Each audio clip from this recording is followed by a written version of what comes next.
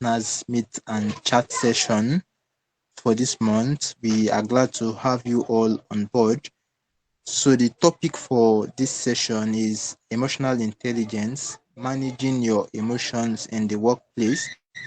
You all would agree with me that the impact that our emotion has on our output or on the traits we display on daily basis is of great significance, in the sense that there is no way you want to hide your emotions. In one way or the other, it would either show in your expression, that is your facial expression, or even in your daily productivity. So the topic is of key importance to ensure, or to make sure that our community members are productive in their various roles in the different organizations that they work. That's what has informed our decision to treat this particular topic this month. And our guest speaker for this month's edition is Madam Adedamola. She's vast and experienced. She's a chartered accountant and a tax expert with over 10 years of experience in various tax roles, ranging from tax accounting, compliance, strategy, advisory, and reporting. She has exceptional interpersonal skills with analytical and problem solving solution skills too, with leadership and product management experience. Presently, she works as a tax manager with Ericsson, covering several African countries, and she also doubles as the CFO for Ericsson Nigeria. It would also interest us to know that she started her career in one of the big four firms, providing solutions to clients across different industries and also across different geographical boundaries. She has also worked as the head of tax accounting in a leading online e-commerce giant. She is passionate about career development and building the required soft skills to navigate the workplace for young professionals. So she is actually in the best position. She stands as the best person to actually put us through this topic that we've chosen for this month. That's why we had to invite her to come speak to us, and we are glad she took some time out of her very busy schedule to make it to this session to speak to us this evening. I urge us to be very attentive in this session so we can make the most use of what Madam Adedamola has to tell us this evening. Good evening, ma, and thank you very much for honoring our invitation to speak to us in this month's edition of the Finance Business Partners Meet and Chat session. We are glad to have you. Good evening, Idris. Can you hear me? Yes, we can hear you. Okay, great. Thank you for having me. Thank you for inviting me to this platform. I'm honored to be here. I would like to share a little presentation if you don't mind. Do I have permission to share my screen? Of course, you can go ahead, ma. All right, thank you. Okay, so I also need your help to let me know once you can see my screen as well.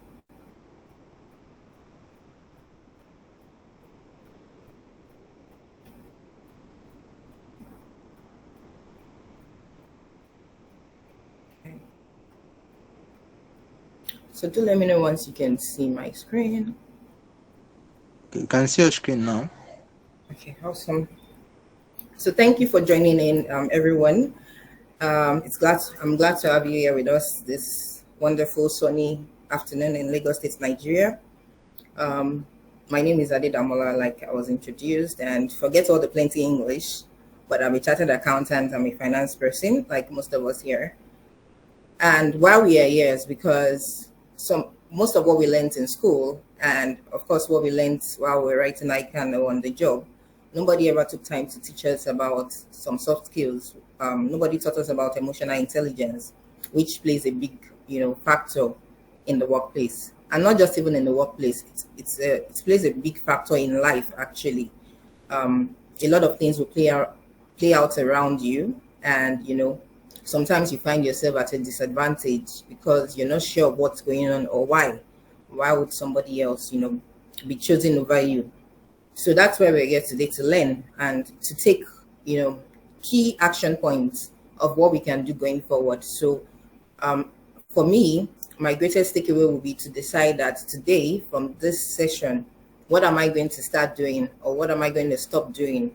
And that's what I do when I listen to messages, when I go listen to people, when I'm in a session, wherever I am, when I'm reading or when I'm even listening to something on YouTube, even when I'm watching a movie, I do try and take less, action points from it. And I believe that's what we should be doing from today's session. So I'll just go into it. I try as much as possible not to have too many slides because it's a Saturday. You're not supposed to be in work mode. You're just supposed to come here and have fun. It's a meet and chat. So emotional intelligence, understanding and managing your emotions in the workplace. And you'd see some people on the right side of my screen smiling and happy. They look like they're having the best time of their life. I hope you can see my screen. So I'll need responses in terms of audio so that I know you're following me. So can we see those happy people on the right? Yes, ma, I can see it. All right, great. So they look like they're having the best time of their life. All right. So this is some of us on Friday, like yesterday. I'm sure this was most of us. We're so happy it's Friday, especially if you've had a very busy week. I had a very, very stressful week. So when it's Friday, most of us are winding down and, very excited like this animal, saying, thank God it's Friday. So we are going to do a little reflection. This is you on a Friday, you're happy that the week is winding down and you're having the weekend to yourself. And then your boss comes in at 3 p.m. and it says, guys, I just got off the call with the CFO. We have to work on a presentation. They need facts, they need numbers, they need as much details as possible on project XYZ, which has to be presented to the board on Monday morning. So I'll stop sharing my screen and come back to you guys. I want to see what you would do if you were in this scenario. So please, if you want to talk, you can raise up your hand to talk. And if not, you can put your comment in the chat session. It's 3 p.m. on a Friday. We're winding down, getting ready to go home because you want to rest. You've had a very busy weekend. And your boss says, we have this deliverable before Monday morning. The meeting is Monday morning, so you have to deliver before Monday morning. What are you going to do? What's your first reaction? So does somebody want to talk or you want to put it in the chat button for me? It's a meet and chat, so let's chat. Idris. Okay, so let me start with Okay. what my own reaction is going to be. Okay. Okay, although it's a situation that is going to like put one in a dilemma, citing the fact that it's possible I already have tasks I would like to do during the weekend, and this is coming in at 3 p.m. on a Friday evening. Although within me, it's possible I may not be happy with that engagement, but it has to be done. I mean, maybe the manager or whoever person who has put out that task has said it, and there is no other way around it than for us as a team to undertake the task. So it's for us to now see how we can, plan things to ensure that we get the whole thing done. See how we can bring out sometimes during the weekend to see if it's like 1 hour on Saturday, 2 hours on Saturday, 1 hour on Sunday, to just ensure that we get the task done. And on Monday morning, we are happy to present whatever it is that we have worked on during the weekend. Thank you, Idris. Riwanu, Usman. All right, thank you very much. Uh, uh, okay, to me, right? Can you hear me? Yes, I can hear you. Yeah, to me, there's one. I have one adage that's all rational beings will not want to work, even though everybody needs the money. So to me, yeah, it will be in form of, I have so many things to do during the weekend, and I've already maybe scheduled all the activities I need to do, either for laundry, to go out to see family and friends. And at the end of the day, I received a message that there will be a deliverable that will need to go out on Monday. Now, I think I've been working in the consulting for the past 3 to 4 years now. So typically, like take it or leave it, I used to factor in weekends as part. I know, yeah, they don't pay me for the weekends. I used to somehow factor in weekends as part of the days I'll do one or two things for my work, maybe in terms of my deliverables. whether through my managers or maybe me willingly trying to do something to cover up or to meet up with time. Thank you, Riwanu. That's amazing. Who else? I can still take one more To person. me, some of Okay, the you're not stuff. done. Yeah, I'm done. Okay, great. Sorry, you went off and I thought you were done. Thank you for sharing, Riwanu and Idris. I still have time to take one more person who wants to share with us. I mean, what thoughts comes to your mind in that particular scenario? I can see we have some ladies on this call. Anyone wants to take the question, or we continue? Okay. I see we're all shy. So I'll just continue sharing my screen and then we'll go on. So let me know once again if you can see my screen. So I'll go back to that slide again. So please let me know if you can see my screen. This is the question we just reflected on. Your screen is active now. Okay, great. So yes, nobody is happy. Of course, some of us are used to trying to catch up on some outstanding work over the weekend. So we planned our weekend. We already know, how our weekend is going to go. But then this call came in from your boss. The CFO. Your boss also has a boss, and the CFO told him that this has to be done. So he's called you guys and said, let's have this. Let's do this thing and get it out before Monday. Typically, yes, no one is going to be happy because you had your plans for Monday. But this is where emotional intelligence comes in. How you actually address this is very important. I mean, your boss is also a human being, right? Your boss also has plans for the weekend. Your boss has a family. Your boss has children. You have a lot of other commitments apart from work as well, which he was also looking forward to doing over the weekend. But work duty called for this. And he has to, reorganize his plan for the weekend and focus on the task at hand. So I just wanted to put that in there. It's important you know that, your boss is also human. He has a family. Even if he doesn't have a family, he has other commitments. And he also probably had his plan as well for the weekend. So I wanted us to do that reflection before we move into other things. So what is emotional intelligence? There are a lot of definition, but this is the one I like most because it resonates a lot with me, and it's easy to understand.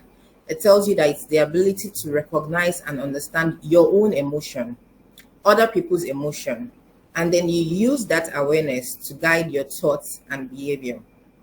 A wise person once said that you can't control other people's behavior and action, but you can control yours. You can control your own behavior, you can control your own reaction, and you can control your own action. So if, for instance, somebody comes to meet you and is yelling at you for no reason, you have the ability to choose how to respond to that person or how to react to that person. You can either decide to also yell back, and two of you go mad, like we would say in this part of the world. Or you can decide to just stay calm, allow the person collect themselves and try and understand where is this person coming from and respond to the person in a calm manner. Maybe your calm response would calm the person down and the person can discover that you were not even at fault in the first place. That's what emotional intelligence is. Why are we interested in it?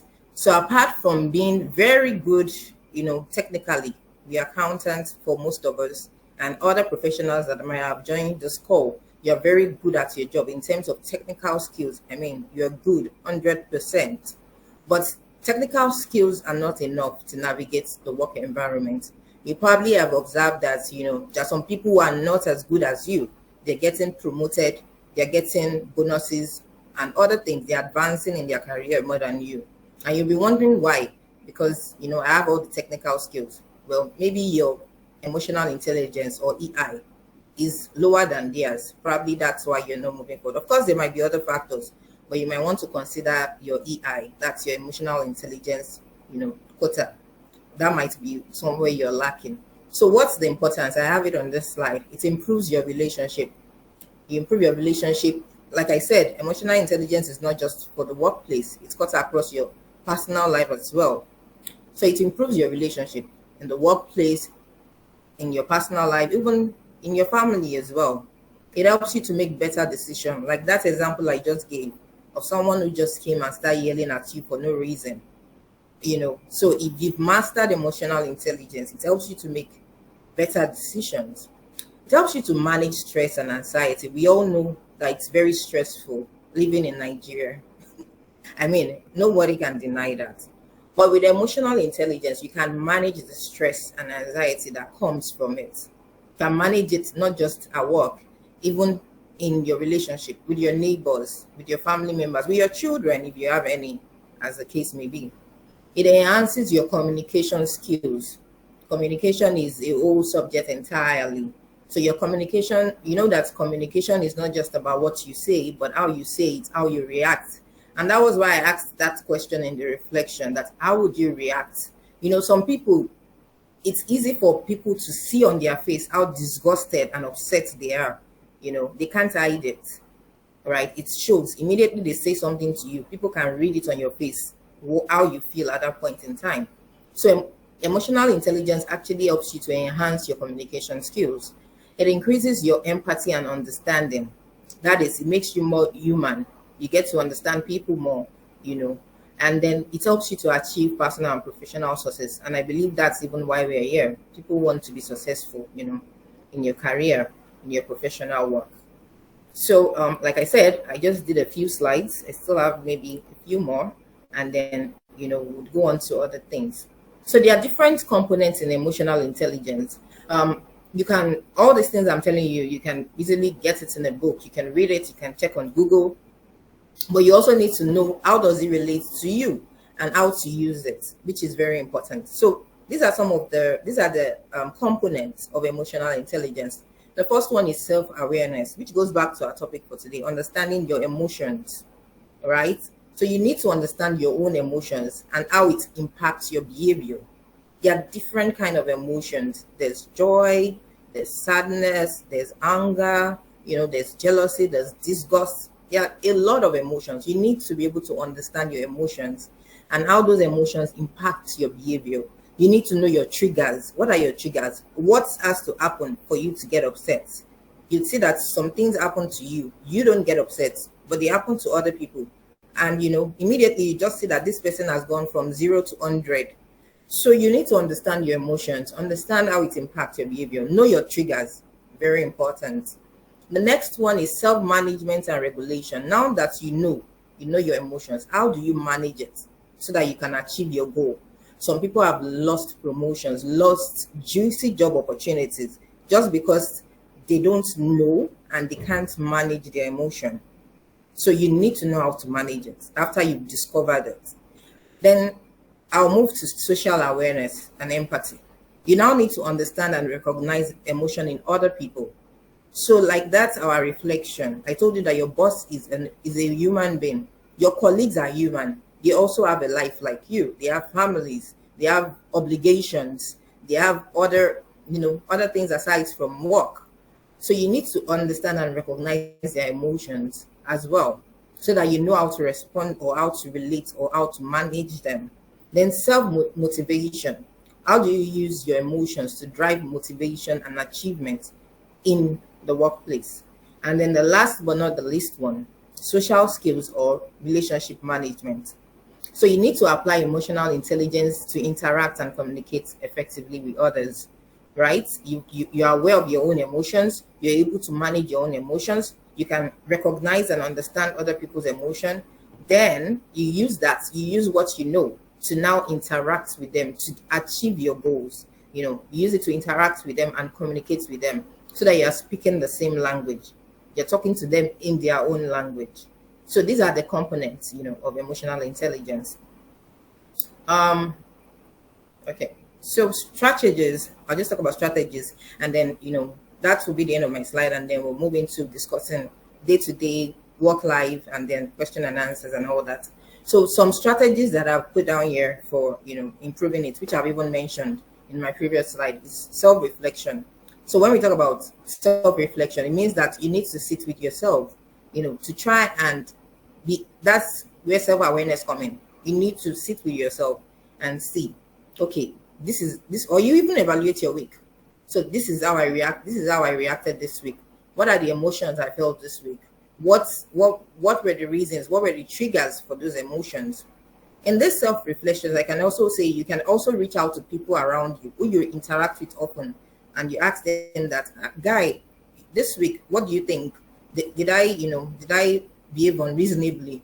Did I act out of order? Did I do anything? Did I offend you? You can ask, did I offend you? What do you think I didn't do well this week? It's part of self-reflection and being self-aware. Then you label and recognize your emotion. So for most of us, if they ask you to describe yourself, you always look for nice, sweet words. Nobody wants to nobody wants to recognize themselves with negative emotion. But you have to label it and call it what it is. Because if you don't do that, then you cannot manage it. So label and recognize those emotions. Is it joy you felt? Is it you were exhausted when you were at work, you felt overwhelmed this week, right? Or you were at work, you felt bored. You need to recognize it and label it what it is. Then you need to practice empathy and active listening. Listen to people. Actually hear what they're saying. Don't just listen because you want to respond to them. Listen because you want to understand them. You want to understand where they're coming from, right? And this is why most of us don't get along in the workplace, because some of us see it as a competitive environment. We want to get ahead of others. So we don't take time to relate with our colleagues. You need to relate with them. You need to practice empathy. Listen to them. And this is one of the good characteristics of a good leader as well, right? Because you need to know what's going on. We spend a lot of time, we spend a lot of hours in the workplace every week. You practically spend 80% of your time working. So why not invest in it? Invest in that area of your life where you spend almost 80%, right? So you need to develop effective communication skills. I mentioned that before. Communication is not just about talking what you say. It's about how you say it, the tone with which you used to say it, your body language. There's a funny thing that they say in Yoruba that you can tell an elderly person and say that, and there's a way you say it in another. There's a way you say it that the person doesn't even know you're insulting them, right? And there's a way you say it that the person immediately gives it to you back, right? So the tone of what you say, how you say it, your body language. I mean, you have friends that when you're greeting them, you greet them with insults and they don't get offended, right? Because of you guys already have this friendship and you have this thing going on, so you understand each other already. So when you're communicating, you have to develop an effective communication skills. People are different. You need to recognize that. Because people are different, you need to address them differently. So that's part of developing an effective communication skills. Then you have to learn to manage stress and anxiety. Some people, they're on their best behavior, but once there's extra pressure or more workload, oh my God, they turn into something else. So you also need to have to learn to manage stress and anxiety, which is very important. And that will be the end of my slides, but not the end of this call, of course. So those were a few things I wanted to share with us regarding emotional intelligence. And of course, I do have some resources I could recommend to you, because it's something you need to invest in and build it gradually. So I would recommend Emotional Intelligence by Travis Bradbury. It's a very famous book. He also has this emotional intelligence quiz, which will let you know where you currently are. And of course, they would then give you a recommendation for what to do to get to where you should be or where you're comfortable with. There's also Self Mastery by Robert Greene. And then of course, there are a lot of TEDx talk, podcasts. There are a lot of videos on YouTube around emotional intelligence and all those components of emotional intelligence I just spoke about. There are courses online, free courses as well, that you can take, to help you develop it so that you can become, you can grow in that aspect of emotional intelligence. So that's the theoretical aspect of emotional intelligence. So how do we apply this to our workplace? Now, again, we are coming back to the meet and chat. So does somebody want to give us a life case scenario of how you can apply some of these things in the workplace? I'll give you my own examples when you ask questions, but I would like to hear from someone. How do you now, with this knowledge that we know about emotional intelligence, what is a scenario happening currently, in your professional life, in your workplace, and how do you think emotional intelligence can help you to overcome this, or what can you do with what you've learned to overcome this? Any takers? Okay, so while the participants are still gathering their thoughts, so I feel I should just go first. Okay. So Okay, thanks. in the workplace, we have a number of people from different localities and with different realities. Let me put it that way. Everyone have their own things, that is, there are adverse stuffs and even positive stuff, ranging from family relationships, the homes where everyone comes to work every morning. So there are just different things that affect how people relate or do things in the workplace. So you would see, or in my own workplace, one of our own core values is empathy.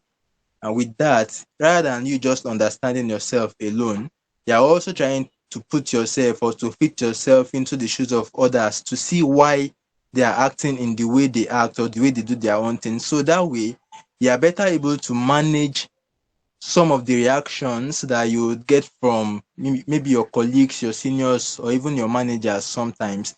Because let's put, for What instance, class we were are you in a in? I'm in the mid class right now. Wow. What class were you in Not of the class. program? Barnabas, Oh, please, can you mute?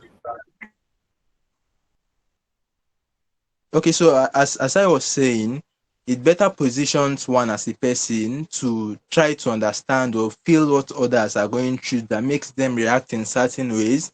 So I was trying to cite an example. Let's say in a team of, let's say, maybe 5, 6 people, you observed, or let's say an individual has observed that the manager is under a lot of pressure.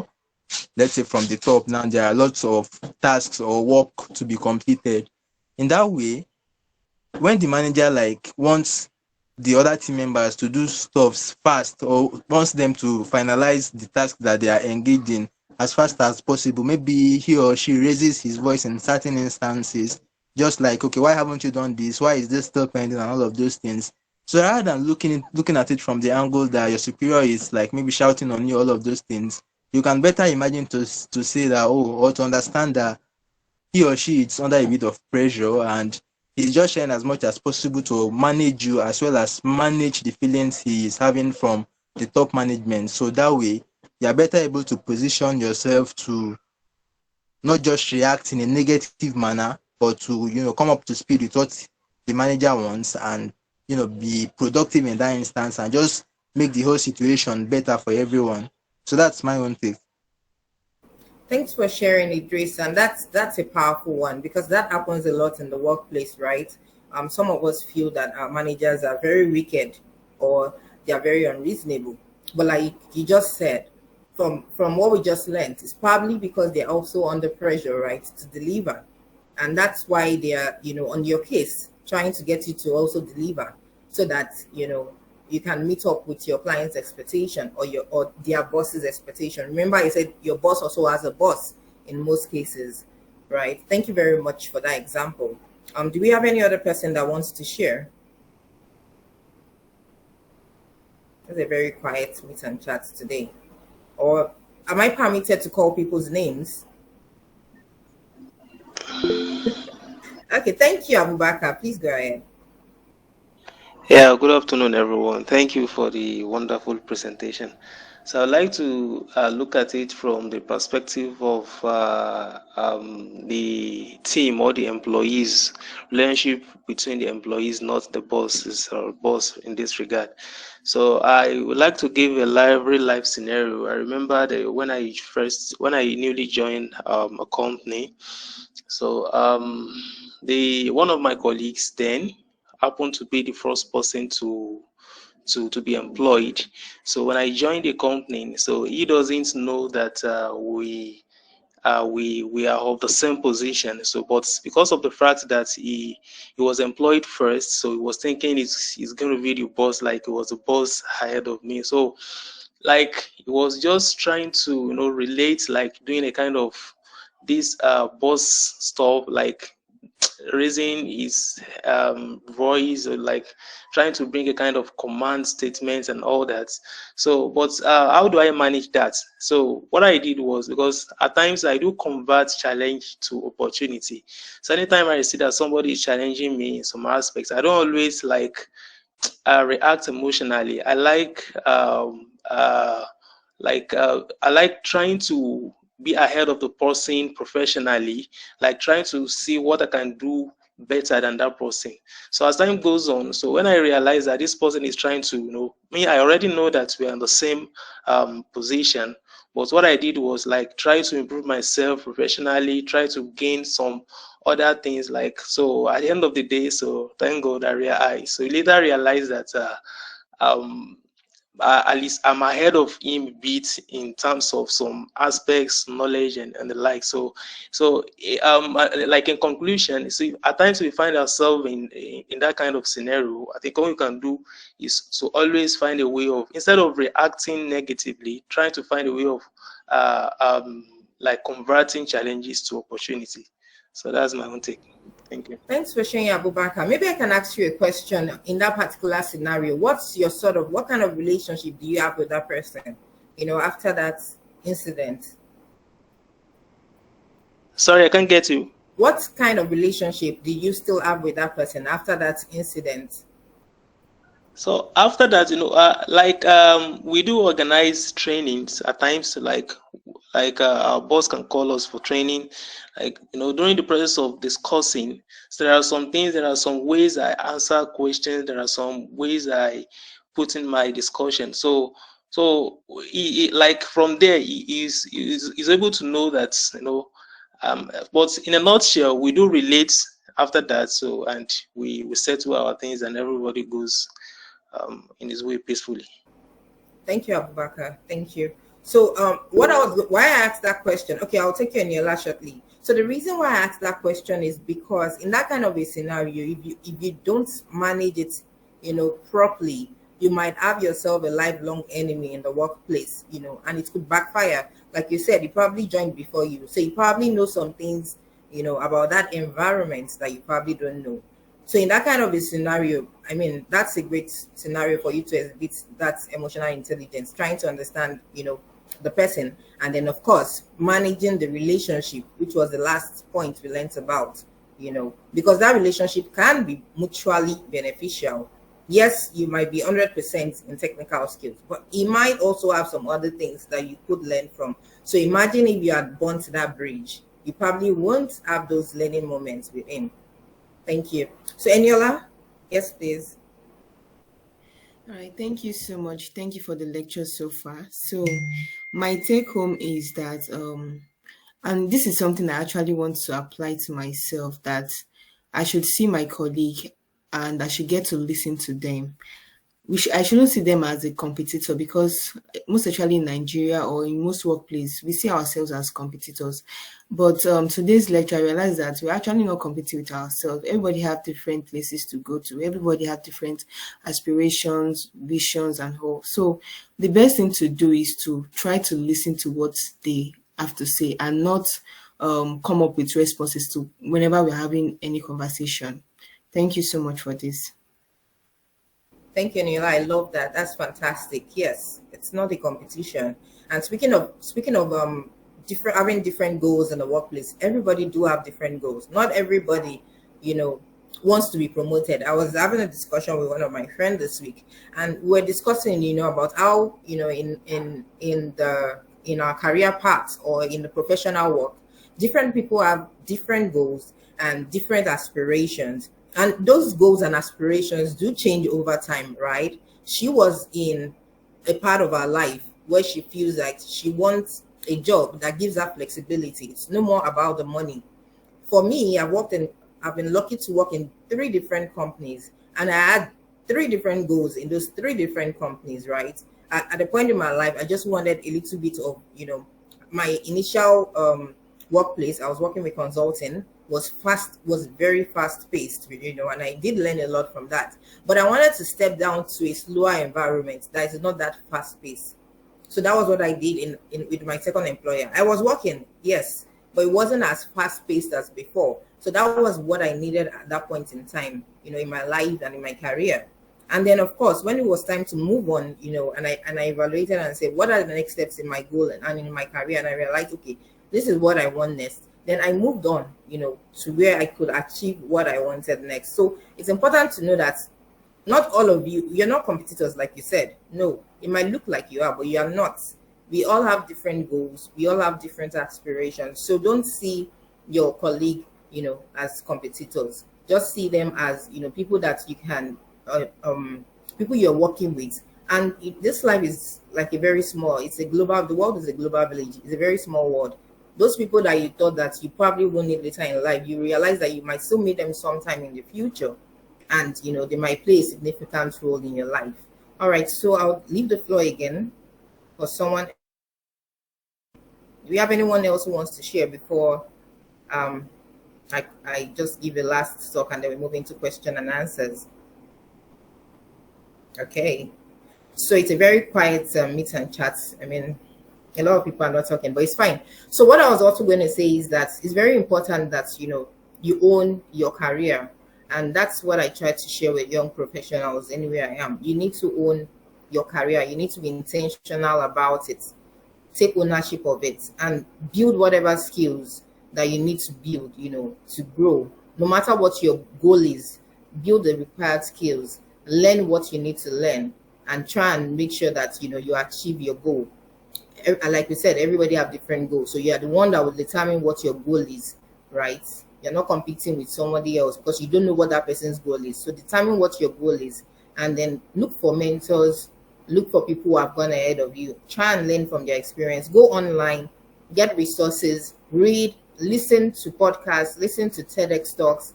There's so many resources available now, and I'm sure you'll do well and we'll see it. So thank you. Over to you, Idris and Sean. I don't know if you have questions.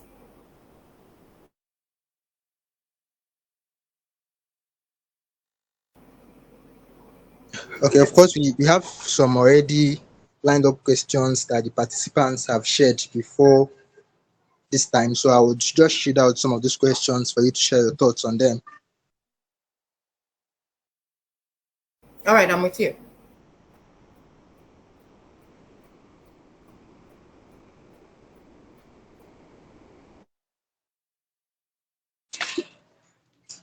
Okay. Okay, so we have a question here that says, how can individuals measure their progress in developing emotional intelligence over time? Thank you for that question. It's a fantastic question. So for those who joined earlier, you remember that I mentioned some resources. I mentioned the book Emotional Intelligence by Travis Bradbury. He has this fantastic emotional intelligence test. So if you take that test, they'll tell you what you're rating, right? In the different components of emotional intelligence. And from that rating, you already know what you should work on. They would also give you like details of where you can improve and all that. It's just like taking a normal test. When we take regular personality test and all that. So they tell you areas that you can improve on and all that. And even when you're doing your self-reflection as well, you can rate yourself. I mean, I showed you the components. So if you take self-awareness, for instance, you ask yourself on a scale of 1 to 10, how self-aware am I? And you have to be honest with yourself. Remember, it's your life you're talking about. So you rate yourself. Then you ask somebody that you know that is very close to you regarding this particular question. On a scale of 1 to 10, where do you think I fall under? Right? You can ask maybe 2 or 3 people that you know you very well or that relate with you very well. You can ask a colleague that you've been working with for a while. You can ask your boss, but ask people that you interact with regularly and let them rate you. Then you look at your own score that you've scored yourself. Like I said, we like to rate ourselves very well. So you look at your own rating and you look at what other people have rated you, and then you realize if there's a variance between both. So to know exactly where you are, on that scale. And based on that, on that assessment, you can then know where you want to focus on. And of course, when you decide you want to focus on, for instance, if you say you want to focus on relationship management, you're not just saying, I want to improve relationship management. You need to have action steps. What am I going to do? right? What do I need to do in this aspect? Which areas am I lacking? So if I grow in this area, how do I know? So let's take a scenario of, oh, I easily get upset with my colleagues, or everybody in my office does not like me, for instance. Then you found out why they don't like you. I mean, you've done your self-awareness and you've seen that it's because you are not a very easy person to work with, right? And of course, you're working on your self-management, on how you can be an easy person to work with. So you're now saying, so on relationship management, how do I now get, of course, everybody do not have to like you, but they should be able to work with you without issues. So how do I measure my relationship management skill in this particular context, right? Of course, it will be very easy to know. For instance, normally people, when they are coming to the office, your desk is just beside the entrance. They'll just, walk beside you as if they did not see you, and they'll go to their seats. They don't even say hello. So by the time 3 months down the line, somebody is passing and say, "Hi, Eniola," you already know you're improving.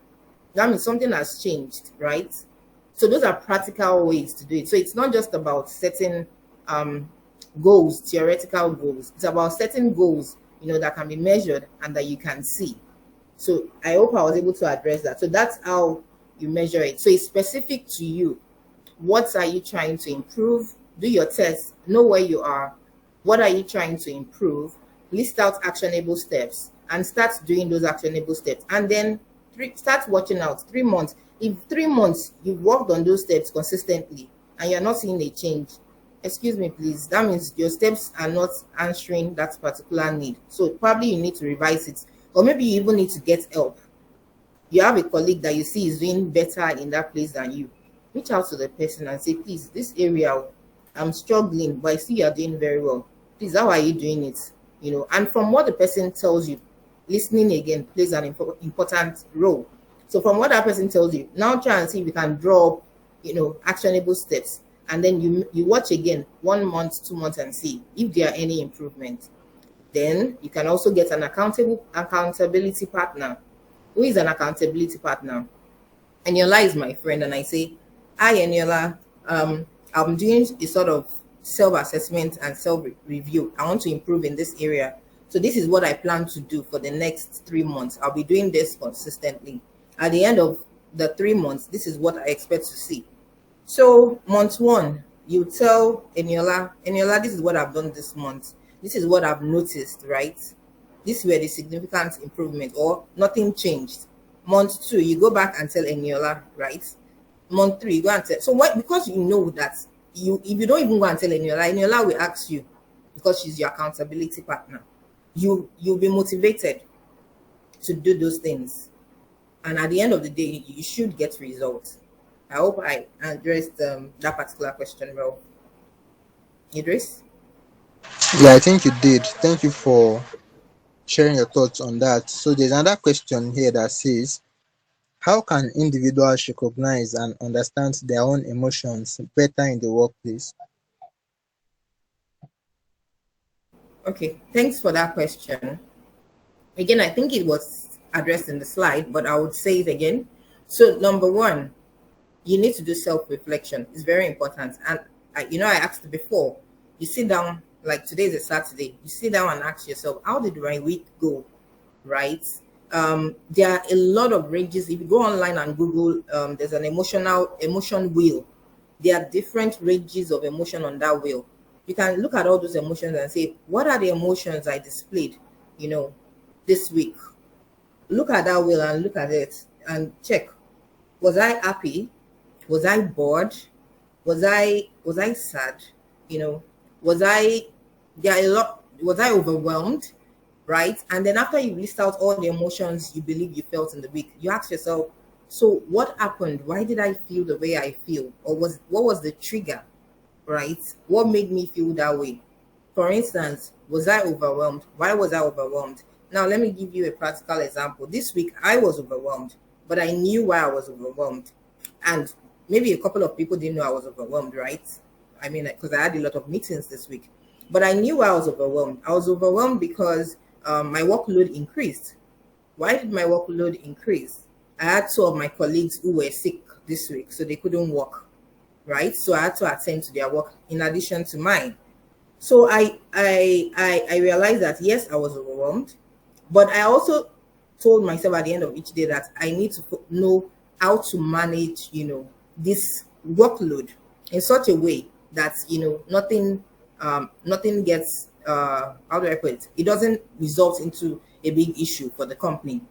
So what did I do? I itemized the important things that needed to be done. I looked for the ones that I can defer till next week when my colleagues will be back, hopefully, right?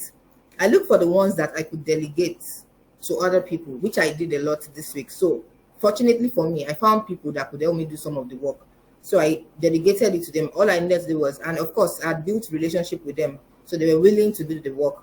So, and it's not like because I'm their boss, I'm not their direct boss. So I say, hello, social person, please, I need this, and this. Could you help me to get it done before tomorrow?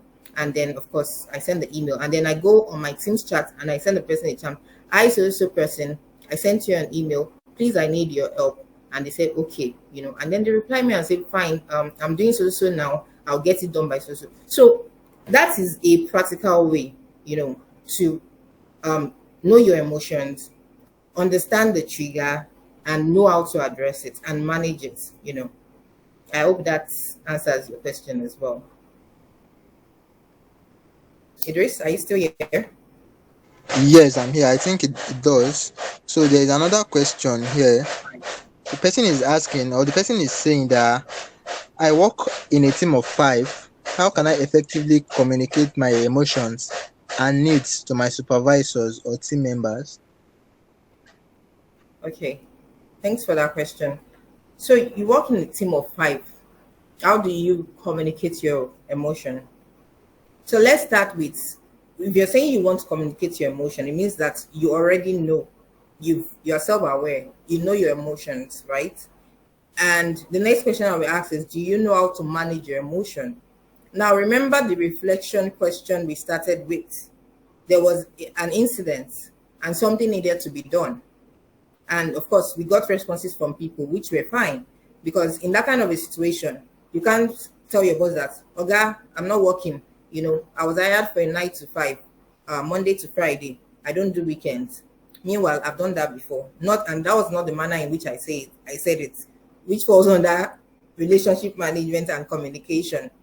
And that's story for another time. But you didn't flare up and tell your boss that, Oga, no, I was hired for 9 to 5, Monday to Friday. I won't be working this weekend. No, you don't do that, right?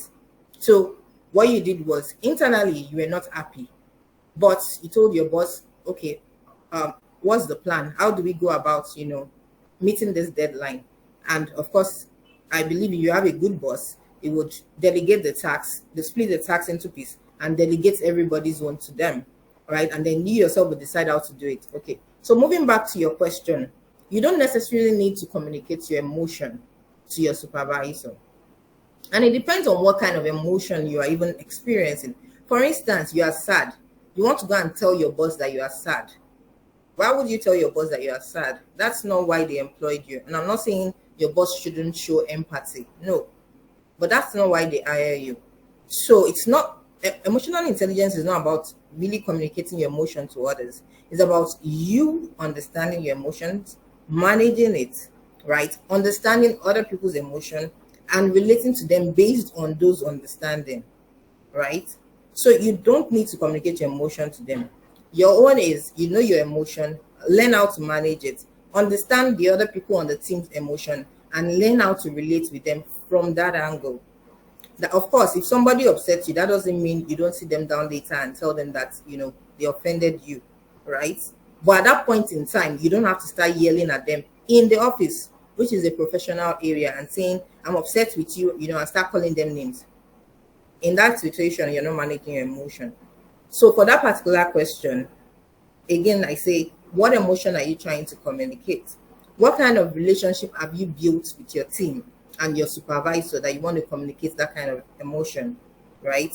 And maybe the person is using the word emotion wrong, loosely, right? Maybe what the person is saying is you're trying to communicate maybe some challenges you're having, which if you've built a proper relationship, you can communicate. So for instance, like I told you earlier, my colleagues were ill. So what they did is, it's not that they didn't just show up for work. One of them sent me a message and say, hi, Damola, I've not been feeling well. I've gone to see the doctor, and they told me that I need to take 1 week off, to go on medication and recover. The other one sent me a message on WhatsApp and told me exactly what the issue is. She even gave me details, right, of what the issue is, and that's why she won't be at work.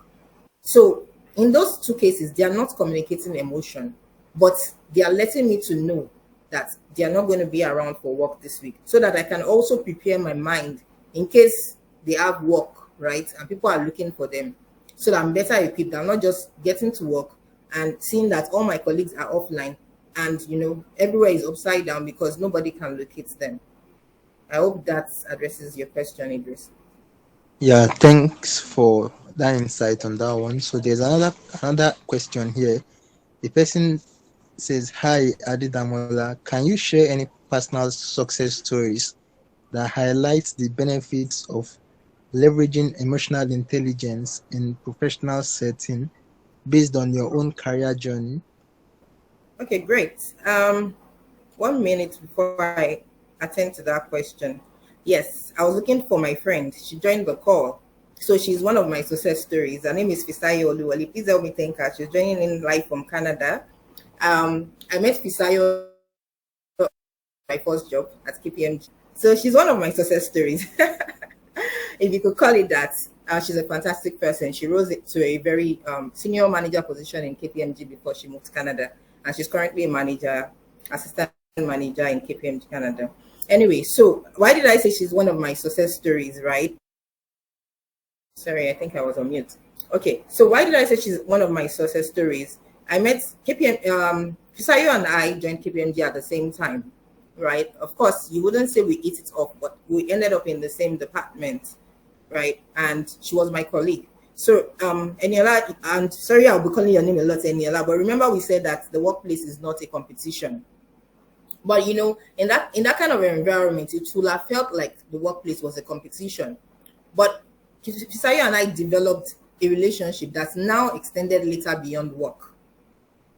And what that relationship did for me was that it really helped me to get through a lot of things that happened when I was there. That relationship really got me through a lot of times. I won't lie to you. I had times where I'll just go and sit in the restroom and I'll be crying. Yes, I had those times, and there would always be those times. And of course, I'll clean up my face, powder it, and come out and face my clients and attend to their needs. So it's very important, to build some of those relationships. So when you're in the workplace, like I said, remember, it's not a competition. There are some relationships you're going to develop there that it's going to be for a lifetime. Fisayo and I now are basically like sisters, and I left KPMG since 2015. And this is 2024. We are basically like sisters. I know her family, she knows my family. Everybody that knows me knows Fisayo. Everybody that knows Fisayo knows me. That's the kind of relationship we have. And I'm not saying that everybody in a workplace is going to be your friend for life or whatever. But what I'm saying is that imagine if I'd seen Fisayo as a competitor, right, in KPMG, because we're in the same department, not just even in the same department, we're in the same team.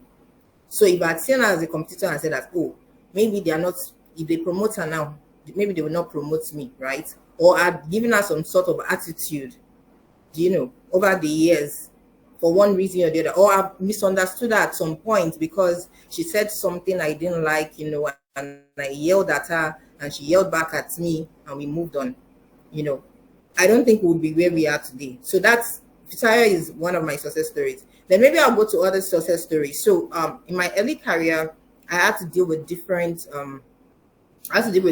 bosses. And like we said, people are different. They have different backgrounds, different emotions, different way they respond to things, different ways they like doing things, of course, right? So I believe that emotional intelligence is understanding yourself, managing your emotion, which I try to do in my own little way there. I'm not saying I'm 100% yet. Understanding others. So I had to learn, who are these people I'm working with? What do they like? What don't they like? What triggers them? How do they react? How can I communicate with them in a way that they will understand and they won't react? Some of my boss, they like excellent work. They pay like attention to details. The tiniest thing, you have to cross your T. If you are writing a letter and you miss out, maybe you miss out a place where you're supposed to put but and you don't put but. That's a trigger for some of them, right? So I know that this is what this person like. This one is what. So I do quality work. Generally, I do quality work, but I know the ones that need extra attention to detail. So I do that as well, right? And I think that's part of what my success story has been. And let me now tell you what that led into.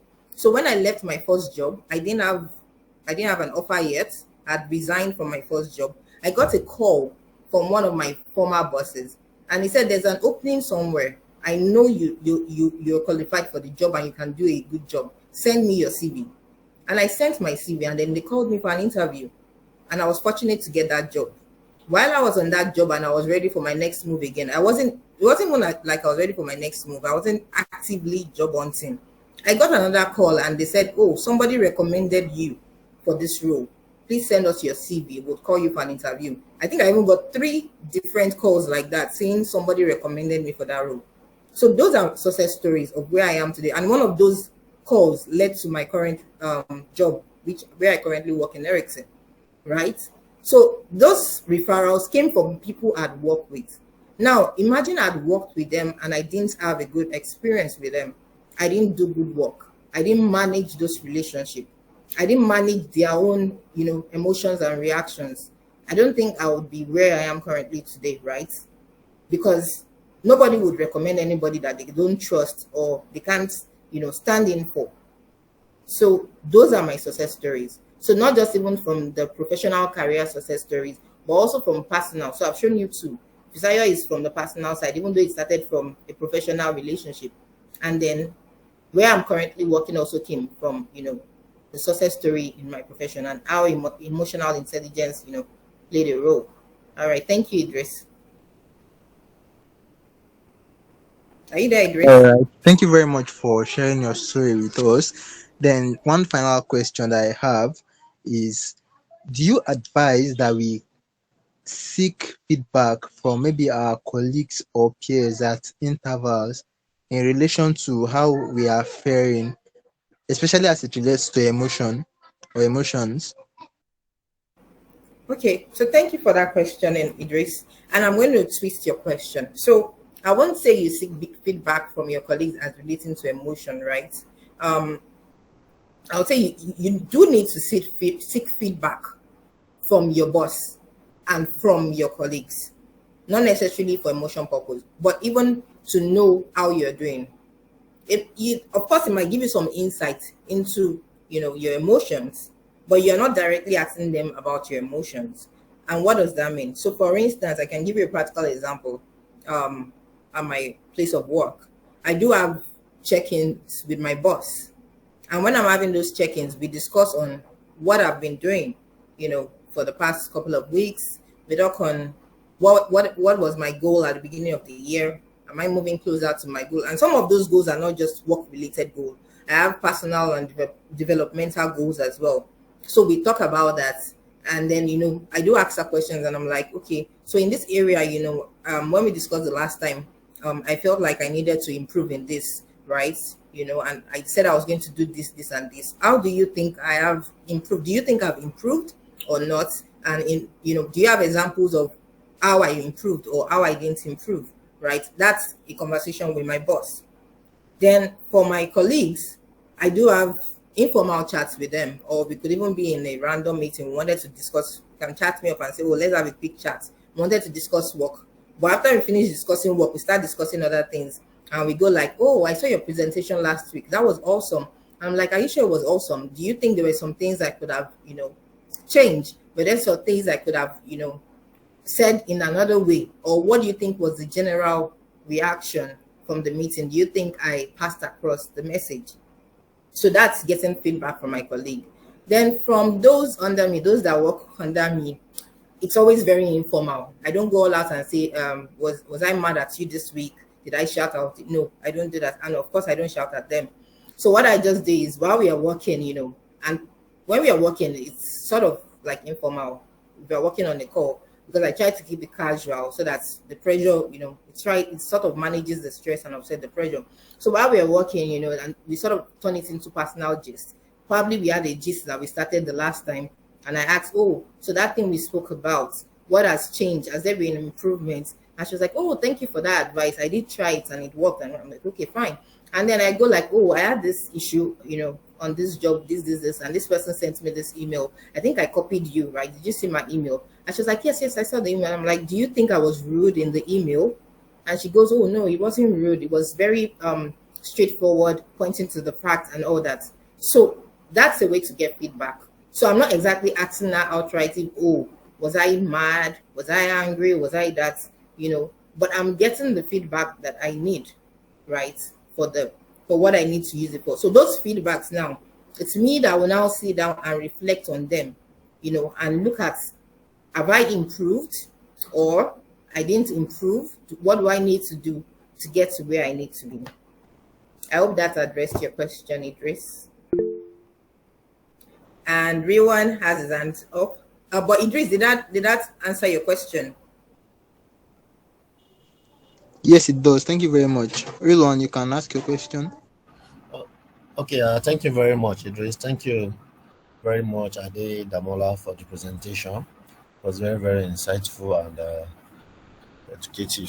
So, my question goes like this. First of all, I want to know how for someone that is introvert or extrovert, how emotional intelligence relates to somebody that is an introvert.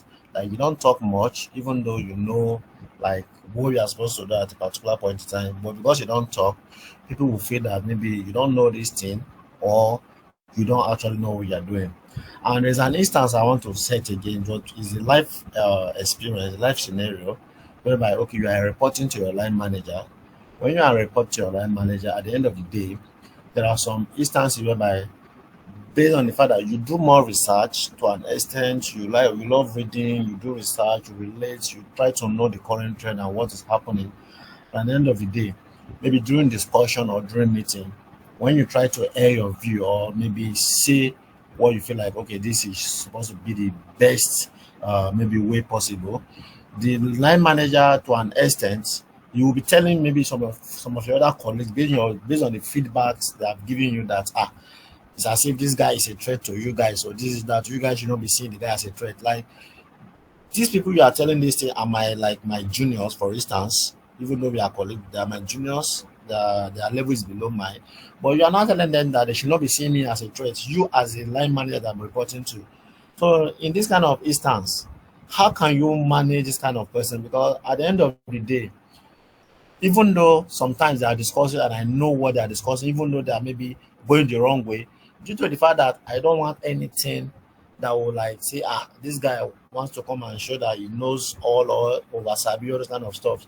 I'll just have to like keep quiet, even despite the fact that they are doing the wrong thing. Then another thing, another scenario I want to like emphasize more is the fact that you have colleagues that you are working with, and at the end of the day, when you are trying to be objective as much as possible, they'll feel like maybe you are throwing them under the bus in some instances. Maybe they're supposed to do something they're supposed to do the right thing at the right time. And at the end of the day, they didn't do it, and they didn't state the reason why they did not do this stuff. And when you are trying to be objective, and maybe they say, real one, what happened? Why are we not doing it? Why is this like this, or why is this like that? You now say that honestly, we've been working on it. Meanwhile, the delay is coming from so person due to the fact that he or she could not be able to meet up with this or that. Like you're just trying to like say the facts and the reason why such thing has not been done. They will now feel that you are throwing them under the bus, being that you are always objective to an extent. So in this kind of scenario, how do you manage this kind of people? Thank you, Riwano. Those are power-packed questions. I hope I'll be able to respond adequately. So maybe I should start with this, your last question, right? Regarding your colleagues, right? You said you speak objectively and they feel like you're throwing them under the bus. So my first question, which I wrote down here, is that do they report to you? Because you mentioned they were your colleagues. So are they reporting to you or you do work together? Okay. Most of them they report to me rather. They report to me. Okay. And maybe when the partners maybe needs a response, I'll try to like Yes, there are some that I'll take responsibility for, but for those that they didn't tell me the reason why they could not be able to, like maybe achieve those deliverables, I just have to like give the partners the objective response to those ones. Okay. All right. Thanks for letting me know. So, for this particular question, I'll still go back. I'll recommend two things. Number one, I'll go back to relationship management. It's very important to manage your relationship with your colleague. I think it's something we've emphasized on, and that was one of the takeaway in your lad from this meeting, which I think everybody should start putting in their takeaways in the chat. What you're going to do, after this section going forward. What do you plan to do? What are the action points you're going away with? So in this particular situation, I think there's still something missing, in that relationship with you and your colleague, in that professional relationship. You've not gotten to a place where you can get them to actually have some accountability and ownership, right? So I would recommend that you do take some leadership courses, right, on how to lead teams. So when you have a team, there are different kind of people in a team. Now, even you might have a particular person in a team that exhibits different behaviors. Sometimes they'll deliver 100%, sometimes they don't, and all that. But then when you go for a leadership, like a leadership training or something, or like a learning on leadership, you realize that there are different ways to lead people and get them to deliver results. So I would say, and that was why I asked you if they reported to you. So since they report to you, they have to deliver, and you have to get them to deliver. So I won't dwell too much on it, but I do recommend for you to take some leadership like courses on how to lead teams so that you can get them to deliver. Now, when communicating to your boss, again, communication. Remember, I spoke a lot on communication. There are different ways to communicate. There's a way that what you just told your boss, there's a way I can communicate it to my boss, and my colleague won't feel like I threw them under the bus. But it doesn't also mean that they don't get to do their work, right? So there's a way you can communicate it. And you called it objectivity, but I won't call it objectivity. When I was invited for this meet and chat initially, we used a fancy name to invite you people: emotional intelligence, understanding and managing your emotion in the workplace. But underneath, we knew that what we were discussing is workplace politics. There are politics in the workplace, and whether you are playing it or not, it's being played. So you need to be well positioned to make sure that you are achieving your goal, in the workplace, even with the politics happening around. So that is very important. So there are ways you can communicate these things to your boss. There are ways you can also get your reports to do their job, right? So it's something that I think you need to check and look, study each of them, see how you can get them to do their work.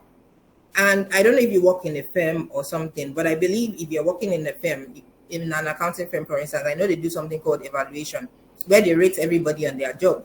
So if you didn't do good job for me, I can't rate you high. That's being objective. It's not like you're training anybody under the boss. So you didn't do good job for me, I can't rate you high. I'll rate you based on what you've done. And that's being objective, right? So there are ways you can get your colleague to do their work, and there are ways you can also communicate why you take ownership. So for instance, they are reporting to you. You have to take ownership of the job and say, I'm sorry we didn't deliver. I was unable to, manage the situation, but I would make sure we need just 1 week. I would make sure that we're able to deliver within that 1 week. I really apologize for the delay, but I take it and I promise you that we'll deliver in 1 week. And then that 1 week, you make sure that you deliver. Even before the end of the 1 week, you make sure that that job is done and you deliver it to your boss. And the reason why I'm saying so is because that job that they didn't do, because they report to you, it's going to affect you. So if your boss is rating you, that is going to impact your rating as well. So that's what I'm going to say on your last question. Going to your second question, we're talking about introverts, right? Trying to speak up. You said, no, that was your first question. So your second question was, okay, so I'll take your first question and your second question. On your first question, you spoke about introverts. I'm sorry to break this to you, but not everybody is a born introvert. And if you feel you're an introvert, there's an opportunity for you to be an extrovert. I know a lot of introverts that when you see them, you think they're extroverts. So it's something that can be developed. And when I'm saying extrovert, I mean they speak up, which links back to your second question. You have to learn to speak up. In the workplace, your work will not speak for yourself. You have to speak. Remember, I made a comment and said that you might have a lot of people in the office. You might technically be 100%. You might know more than they do, like you mentioned in your example. But your colleagues will always be promoted. They would get the award. They will be promoted ahead of you. It's because you are not speaking up. You are not selling yourself. You are not intentional about your career. So you have to learn to speak up. You have to learn. Of course, you're not showing off. Showing off is different. Speaking up is different from showing off. You engage people. You speak up where it matters. You engage people, you engage people and let them know what you can do. I'll give one example, which I shared some days ago. So where I currently work, we do annual, review. They call it evaluation in firms. I sit with my line manager and we do annual review of the job we've done. And since when I joined, I always get the highest rating, exceptional rating, not because my manager likes me, but because I do good job. And there was a year that, we've gone for this meeting, and my boss said she's not going to give me the highest rating, that she was going to give me the next rating to the highest rating. And I said, why? I wasn't happy. I was upset. And I said, why? And she said, you didn't sell yourself. You didn't tell me, you didn't show me or tell me what is worth getting an high rating for. So you know what I did after that? After that meeting, I sat down for a couple of weeks and I was reflecting and I'm like, what do I do? And it wasn't because I didn't do good work that year, remember, but I didn't sell myself enough. So what I did is, when I started work the next year, anytime I do something exceptional and fantastic, I will send a mail to my boss. Before, this is not during IPM now, I will send a mail to my boss, tell her what the issue is, tell her what I did, and the value I've added to the company, and I will send her that email. And then my boss will reply and copy her own boss and say, well done, this is wonderful, amazing job. Then I will wait, because I know our boss will reply. Our boss too will reply and say, well done, you've done a great job. And then when the boss reply, I would save that email and put it in a special inbox folder I've created for those kind of emails. So I did that throughout the year. When it was time for evaluation, I went to go and open that folder that I saved. And I started writing out all the plenty amazing things that I got kudos for from our boss. And I listed it. And I got my exceptional rating. That's what I've been doing since then. So there are strategies, there are things you can do to address all those things. In extension of that, I do the same for my reports now. When we work on a project together and they do very well, I will send an email and say, well done, so person. You did an amazing job despite all this. And I will list it. And I will copy my boss. And then she will reply and copy her boss and say, well done, amazing job. So on that scale now, I'm not even doing it for my own self alone. I'm also setting up my reports for what? For success. So my reports who probably are not visible before, they now become visible. At least my boss cannot say he doesn't know who that person is. Do you see? Because of those kind of emails. And aside from that, I also encourage them to speak up at meetings. So when you have meetings with stakeholders, are you that person that, you're just waiting for the meeting to be over? You don't say anything. You don't see any value you can contribute. I'm not saying just say, open your mouth and say anything. There should be a value or something people have not considered that you can contribute in that meeting. Or your boss say you're having a presentation to some stakeholders. Can you reach out to your boss and say, please, can I help you with this presentation? While you are helping with the presentation, you say, please, do you mind if I help you to take some slides during that presentation? Because you've already offered, to do the presentation in the first place. Of course, your boss will review it and add their own. When you now go back and say, please, can I help you to take some slides in that presentation? I don't think your boss will mind. If it's something they can do, they would allow you to take that presentation. And then in that atmosphere, you are speaking up. And the people who matter, they would hear you speak up and say, oh, this person, has something to say. They'll recognize you. So as an introvert, of course, you have more work to do than somebody who is an extrovert who already knows how to speak up. Take courses, go online, join clubs. There's Toastmaster and other clubs, that teach people how to speak up, that teach people how how to relate with other people, how to speak good English. If you think it's good English that is a problem, and come out of your shell. Your career will not sell itself. You need to sell your career, and you need to be intentional about it. So I hope I managed to combine both questions. And if you're an extrovert too, sometimes maybe your own is too much. Maybe that's why they are overlooking you. So you need to maybe tone it, and that's where emotional intelligence comes in. You might need to tone it down a little. So maybe there are some people who see your nature as being too much or as aggressive. So if you understand those kind of people, when you are going to meet them, you need to tone it down a bit, right? And if you're in your usual cycle where they like that part of you, then shine and be fine. So that's my advice for you, everyone. I hope I addressed all your questions and Yes. have a Thank way you to so manage. much. Thank you. So Eniola, I don't know how many more minutes we have. I see Eniola has an hands up. Idris, how many more minutes do we have? I know we're supposed to finish for initially. Can I take Eniola's question? Yes, you can. Okay, all right. Eniola, please go ahead.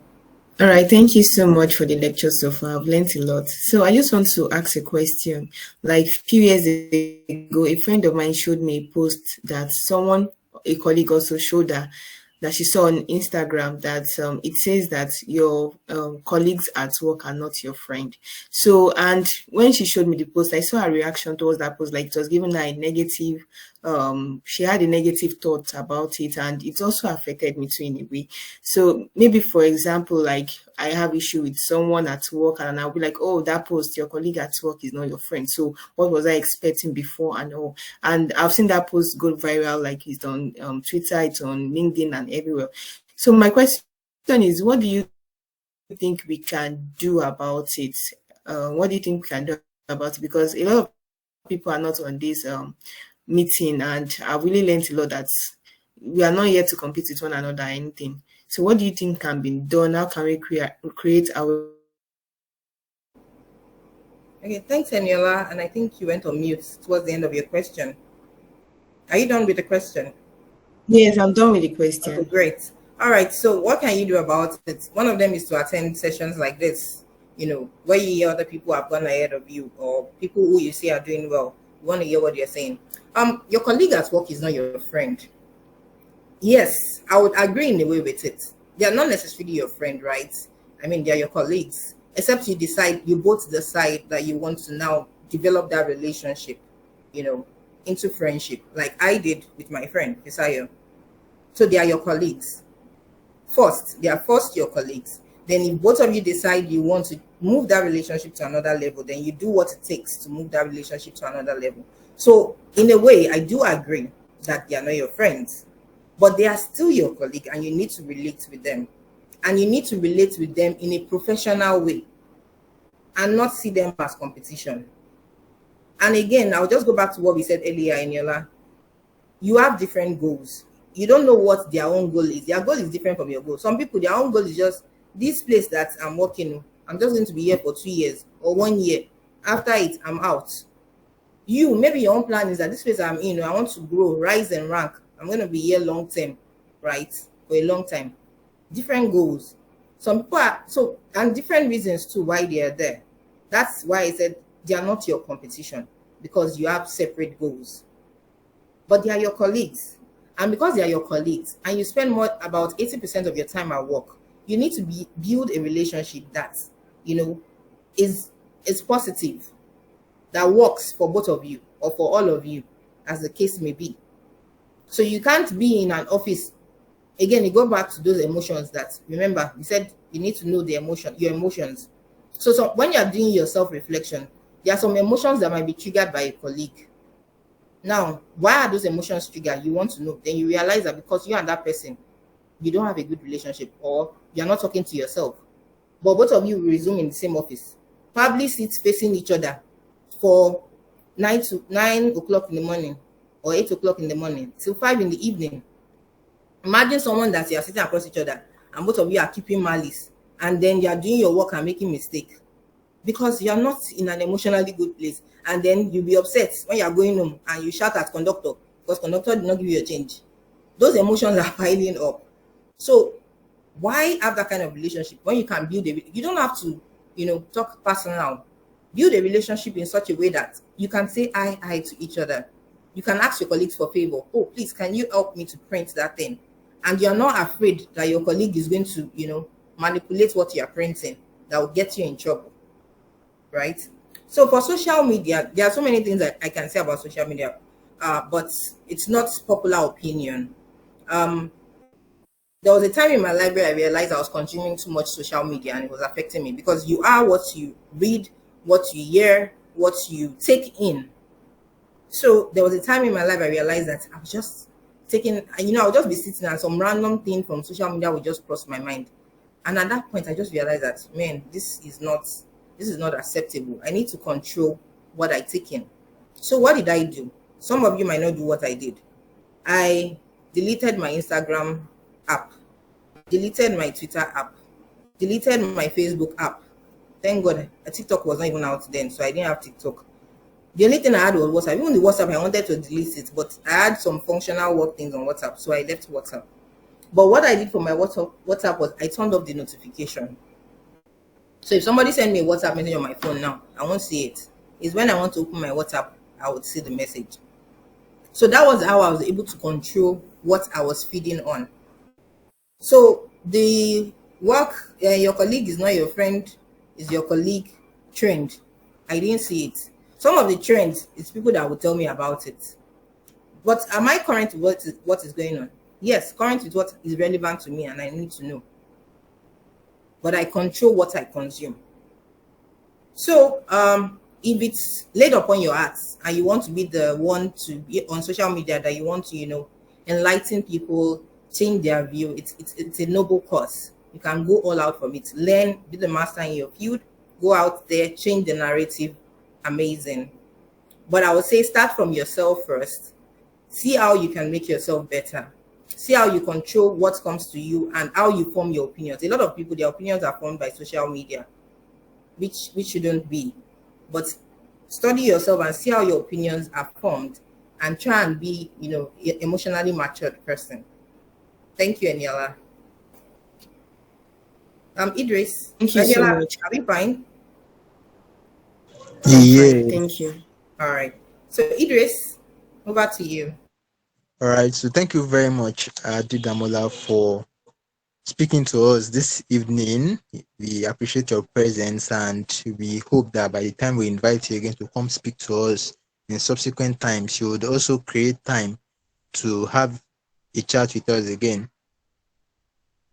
Thank you so much, guys. It was an honor to be here, and I'm sure I'll be hearing big things about all of you. I look forward to seeing you, at the top, leading big companies and multinationals. And I look forward at you championing emotional intelligence in the workplace. The workplace does not need to be a battleground. It can be a positive environment, for everyone. There was one more thing I wanted to mention, which I forgot to mention on my slide, that it takes just one toxic person to turn a work environment into a toxic environment. So some people say, oh, I don't want to work in a toxic environment. I don't want to work in a toxic environment. There might be a good work environment and they took just one toxic person there. That toxic person is going to infect that workplace. So start from yourself and then spread the gospel to others. Thank you so much for having me. Wow, thank you very much for that closing statement. So with that, we come to the end of this month's meet and chat session. We do hope that it was a valuable time well spent with the finance business partners this evening. We hope that you all would also join us in subsequent sessions for subsequent editions also. Thank you very much, everyone, for your time this evening. Goodbye on this one.